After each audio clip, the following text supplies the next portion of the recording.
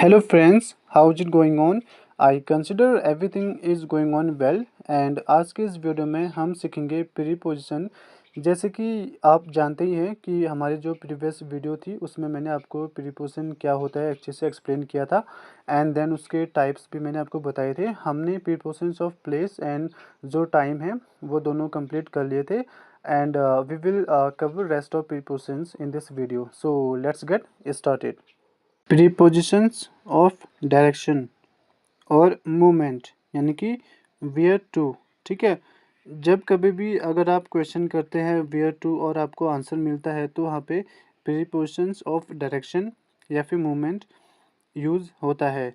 चलिए हम जानते हैं प्रीपोजिशंस ऑफ डायरेक्शन कौन कौन से होते हैं। ठीक है, जैसे कि देखिए टू भी क्या है, एक प्रीपोजिशन ऑफ डायरेक्शन है। ठीक है, इसका यूज़ हम कब करेंगे? टूवर्ड्स ऑफ प्लेस, यानी कि टू का यूज़ हम तब करते हैं जब हम किसी प्लेस की ओर जाते हैं या किसी प्लेस की ओर संकेत करते हैं। ठीक है, एग्जाम्पल आप यहाँ पे देख सकते हैं, I am going to the market. ठीक है, मैं मार्केट को जा रहा हूँ। ठीक है, नेक्स्ट देखेंगे इनटू, यानी कि इसका यूज़ हम करेंगे मूवमेंट इनसाइड। जब कभी भी कोई भी मूवमेंट अंदर की ओर होती है, ठीक है, इनकी the movement happens towards inside, so that time you will use into. ठीक है, इनटू का यूज़ आप तब करेंगे जब कोई भी चीज़ अंदर होती है। ठीक है, एग्जाम्पल देखिए, she went into the room, वह कमरे के अंदर गई। ठीक है, नेक्स्ट प्रीपोजिशन है हमारा जो कि है ऑन टू।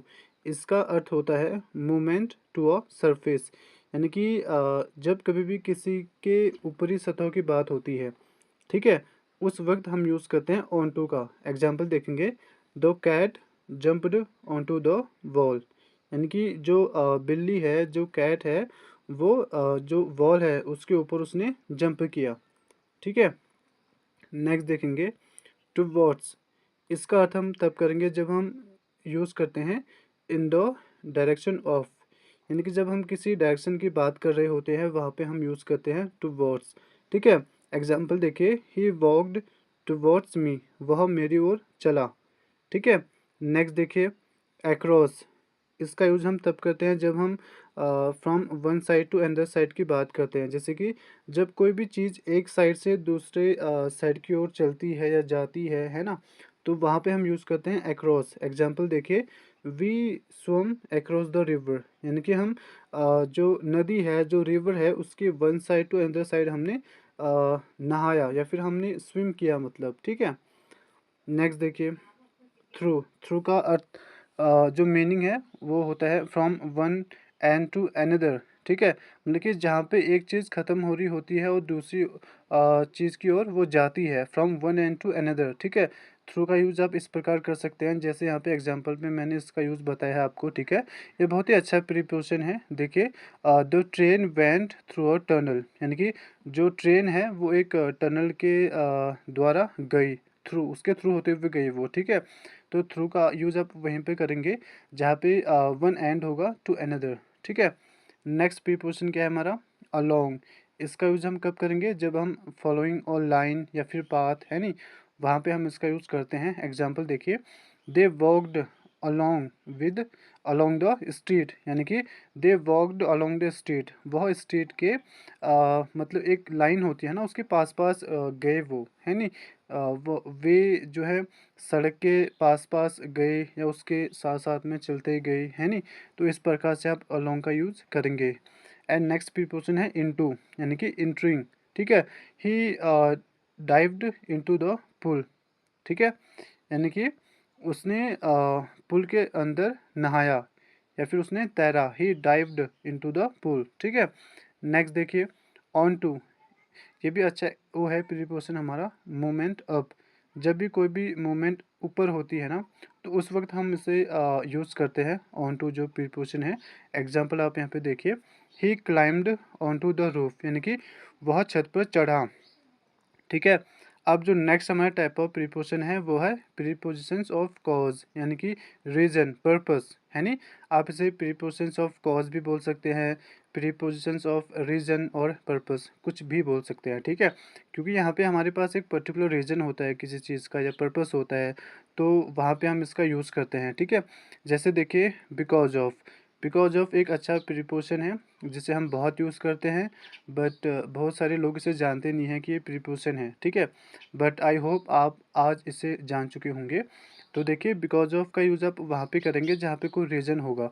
जैसे एग्जांपल देखिए, the flight was delayed because of rain, यानी कि जो फ्लाइट थी वो देर हो गई, डिले हो गई, किसके कारण से, बारिश के कारण से, ठीक है। नेक्स्ट देखिए ड्यू टू, यानी कि कॉज, जहाँ पे कोई कारण होता है। जैसे देखिए he was absent due to fever, यानी कि वह अनुपस्थित था किसके कारण, बुखार के कारण, फीवर के कारण, ठीक है। नेक्स्ट प्रीपोजिशन देखिए फॉर, यानी कि जब भी कोई पर्पस होता है। Example this gift is for you, यानी कि यह जो गिफ्ट है वो आपके लिए है, ठीक है। नेक्स्ट टाइप्स ऑफ प्रीपोजिशंस हम देखेंगे। देखिए प्रीपोजिशंस ऑफ एजेंट, यानी कि इंस्ट्रूमेंट, जहाँ पे हमें लगता है कि इसके द्वारा या इसके साथ यह कार्य किया गया है। जैसे एग्जांपल आप देखेंगे, एक है हमारा प्रीपोजिशन ऑफ एजेंट बाय। इसका यूज़ हम तब करेंगे जहाँ पे सोज, डोअर या फिर एजेंट, ठीक है। जैसे एग्जांपल देखिए the book was written by Shakespeare, यानी कि यहाँ पे हमें एक एजेंट को शो करता है, इसका जो डोअर है वो कौन है नी, यहाँ पे हमें शो करता है। तो बाय हमें बताता है कि यह किसके द्वारा किया गया है, तो इसलिए इस प्रीपोजिशन का यूज़ हम इसमें करते हैं, प्रीपोजिशंस ऑफ एजेंट या फिर इंस्ट्रूमेंट, ठीक है। The book was written by Shakespeare, यानी कि जो किताब है वो किसके द्वारा लिखी गई थी, शेक्सपियर के द्वारा, ठीक है। नेक्स्ट प्रीपोजिशन देखिए जो कि प्रीपोजिशन ऑफ एजेंट है विद, यानी कि इंस्ट्रूमेंट या टूल।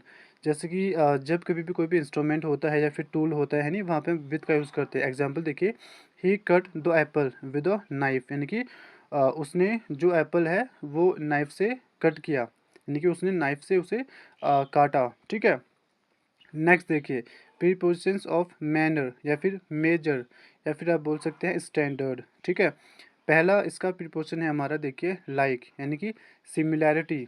लाइक का जो प्रीपोजिशन है इसे हम कैसे यूज़ करेंगे, जब कभी भी हमें सिमिलैरिटी को डेमोंस्ट्रेट करना है या फिर कहीं पे हमें ये सुनने को मिलता है, ठीक है, वहाँ पे प्रीपोजिशन यूज़ होता है। जैसे देखिए he runs like a tiger, यानी कि वह टाइगर की तरह दौड़ता है, उसके सिमिलर है वो, उसकी सिमिलर वो दौड़ता है, ठीक है।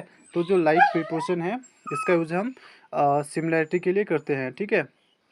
अब हम नेक्स्ट देखेंगे देखिए एज, यानी कि जब कभी भी कोई रोल या फिर फंक्शन होता है वहाँ पे हम एज जो प्रीपोजिशन है उसका यूज़ करते हैं। एग्जांपल देखिए he works as a teacher, यानी कि वह एक टीचर की तरह काम करता है, ठीक है। He works as a teacher, ठीक हो गया।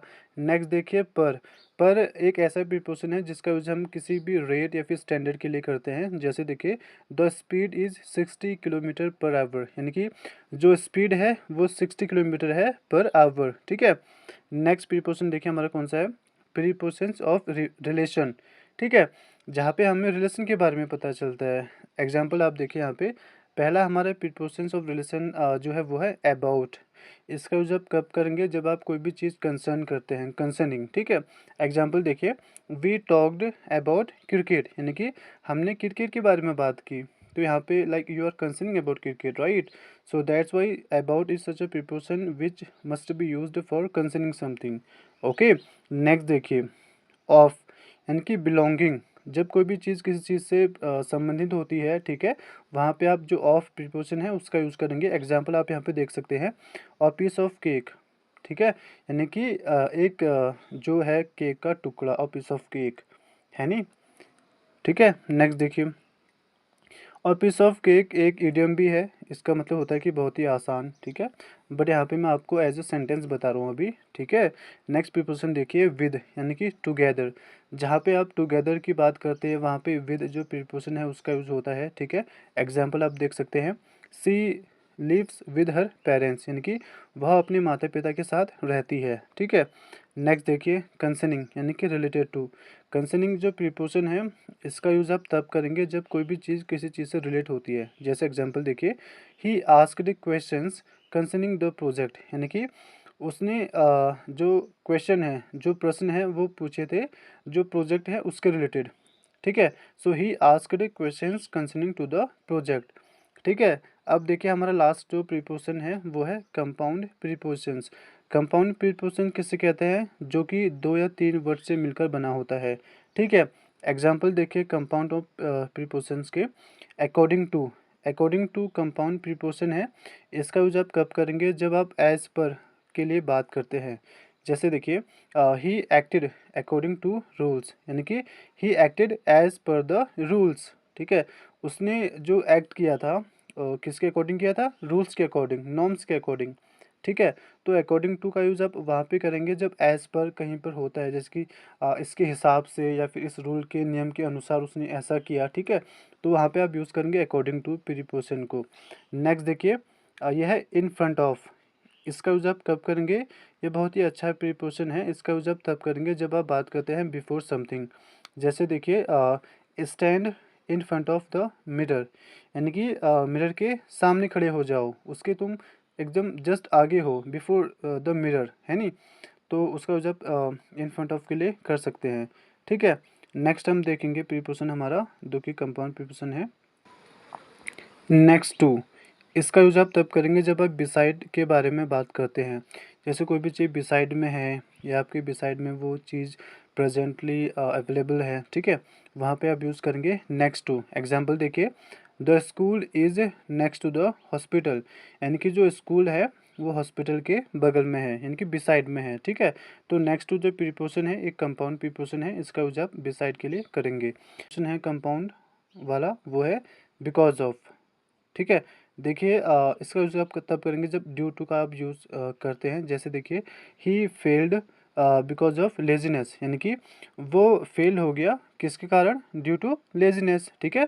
तो बिकॉज ऑफ एक कंपाउंड प्रीपोजिशन है जिसका यूज़ आप ड्यू टू के लिए कर सकते हैं, यानी कि किसके कारण वो चीज़ होती है नहीं। जैसे कोई चीज़ अगर हो रही है उसका कारण क्या है, तो वहाँ पे आप बिकॉज ऑफ का यूज़ कर सकते हैं, जो कि बहुत ही अच्छा प्रीपोजिशन है।